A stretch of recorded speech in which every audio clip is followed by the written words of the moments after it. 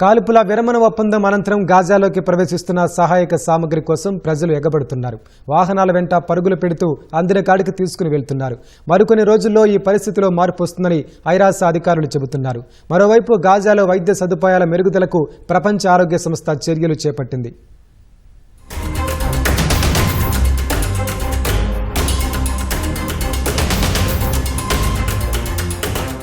Israel Hamas మధ్య గాజాలో కాల్పుల విరమణ ఒప్పందం అమల్లోకి వచ్చిన తర్వాత భారీ ఎత్తున సహాయక సామాగ్రి గాజాకు చేరుకుంటోంది. కాల్పుల విరమణ తర్వాత మూడో రోజు 900కి పైగా ట్రక్కులు సహాయ సామాగ్రితో రఫా సరిహద్దు నుంచి గాజాలోకి ప్రవేశించాయి. కొన్ని నెలలుగా సరిపడా ఆహారం, నీరు లేక తీవ్ర ఇబ్బందులు ఎదుర్కొంటున్న గాజావాసులు సహాయక సామాగ్రితో ట్రక్కులు రాగానే వాటిపై ఎగబడ్డారు. పిల్లలు ఆ వాహనాల వెంటపడి ట్రక్కుల్లో ఉన్న ఆహారాన్ని, నీటిని అందిన కాడికి తీసుకునే ప్రయత్నం చేశారు.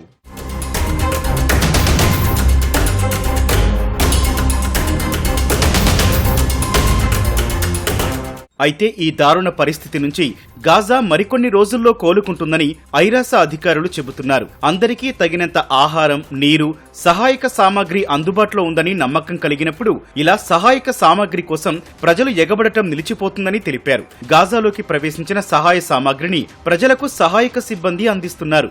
గాజాలో యుద్ధం సాగినంత కాలం ప్రజల ఆహార, వైద్య అవసరాలకు తగినంతగా సహాయక సామాగ్రి అక్కడికి వెళ్లలేదు. లక్షలాది ప్రజలు ఆకలితో అలమటించారు.